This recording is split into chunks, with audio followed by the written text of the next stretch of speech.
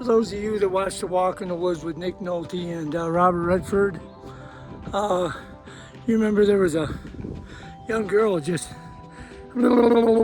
chatty Cathy, knew everything, said the distance was on. Well, I'm coming up this hill right there, and I hear off in the distance, "Hey, you'll do better if you go faster up the hill." I look around and hear some Barbie just floating along. She's carrying a freaking little pink fuzzy pack that weighs probably half an ounce. She's got like a camelback in it. And she's telling me, "Oh, you need to go up the hills faster."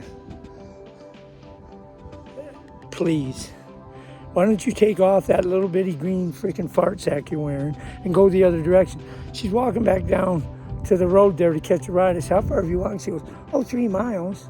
Oh, it is a good 3 miles. I said, "Well, that's good. She said, "How far have you walked?" And I said, "The approach trail in Georgia." She said, "That's like 85 miles away." I said, "Something like that." She goes, "Oh, well, I'd walk the other direction." What freaking difference does that make? You still got hills. There's this thing, it's called southbound. People do it from Maine. So, I don't know, she's just a bubbly bundle of freaking energy that just, I wanted to push. Seriously, I wanted to say, "Well, here, let's see how fast you can go tumbling." I'm right just crossed over Dix Creek Gap down there. Heading up here, gonna stay at a place called Plum Orchard tonight. At least that's my plan. It's only about 5 miles in. But you saw the videos. I stayed at the hotel last night. I had to recharge up everything. Biggest problem out here now is getting a cell service. But Stitches and LZ, baby, you're represented. So yeah, it's raining, and so I'm just underneath this little pavilion right now. I wanted to do this. Can turn my music on, my playlist. But other than that, it's tornadoes and everything came through here last night, so it's probably a good thing I didn't stay out here. A lot of hikers now, what I understand, have called it quits. They're done. They punched out. They're not doing it anymore. So I'm just going to fight the fight and keep going. And thanks to everybody for all the kind comments and messages. And I love you all dearly. Thank you very much. In case you're curious, still raining. That's all I got to say about that, as Forrest would say. And it's raining.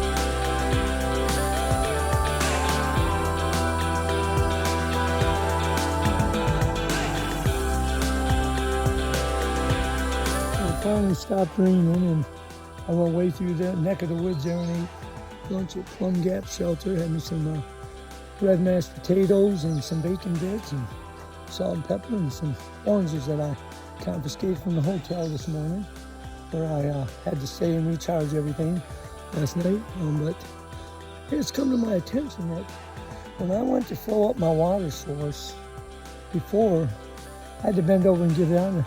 Looks like there was nothing on the video but my booty, derriere, my bump, and my booty.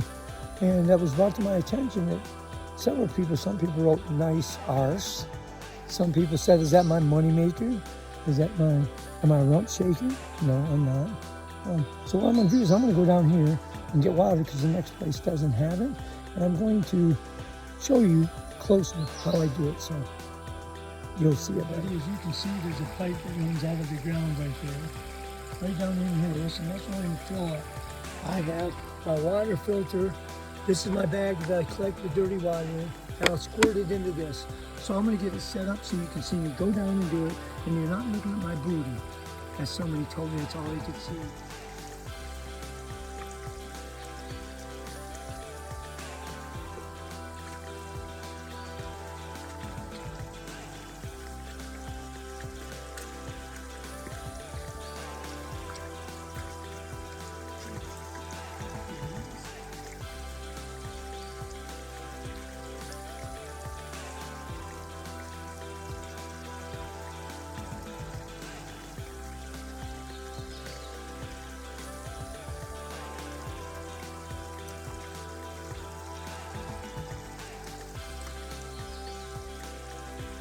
cold.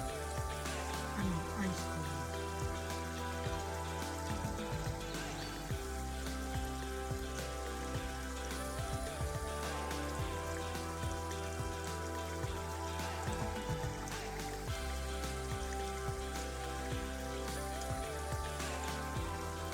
That's what it looks like before.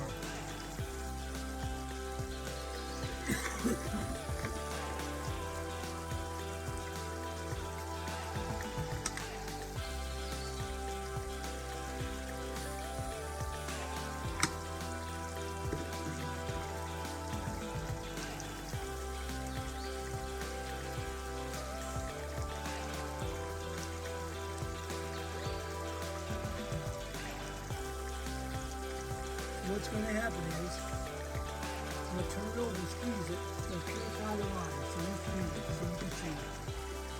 I'm going to go downstream there. Right the old way.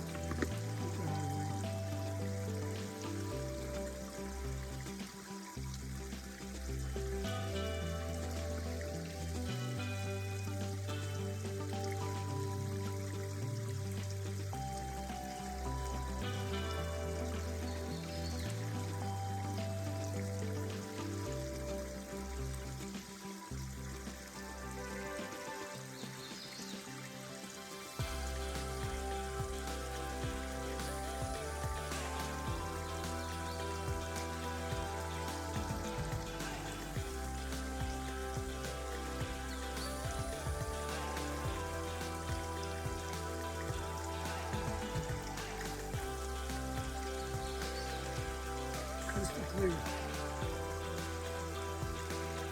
And that's how we do it.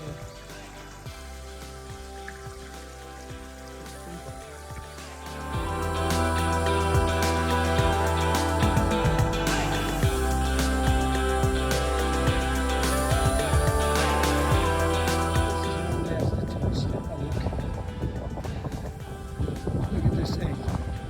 Diamond, okay.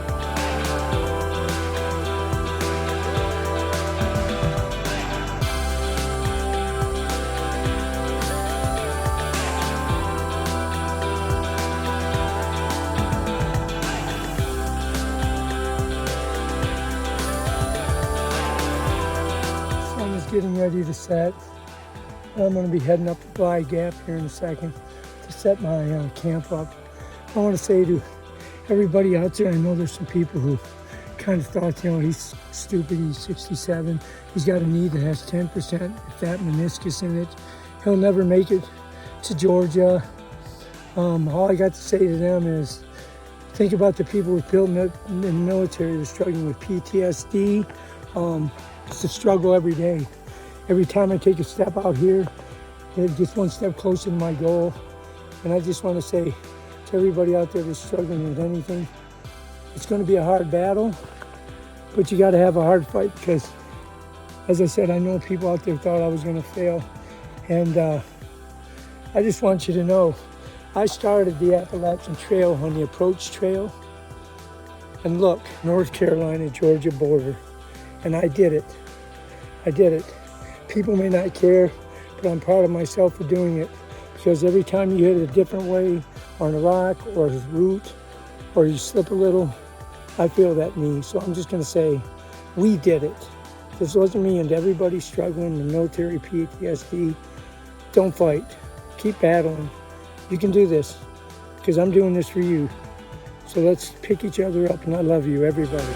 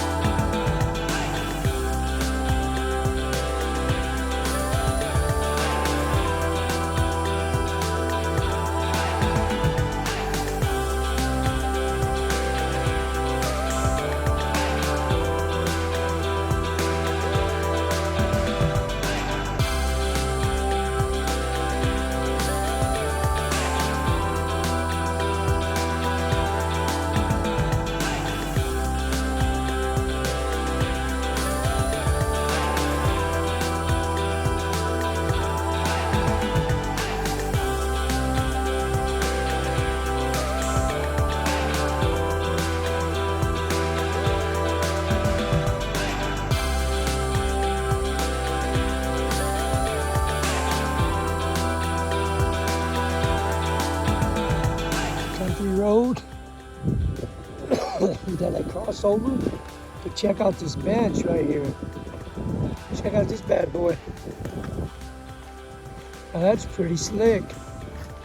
That's how you do it. You can see what this says. Horses and pack animals are prohibited. So you take your horse and ride elsewhere.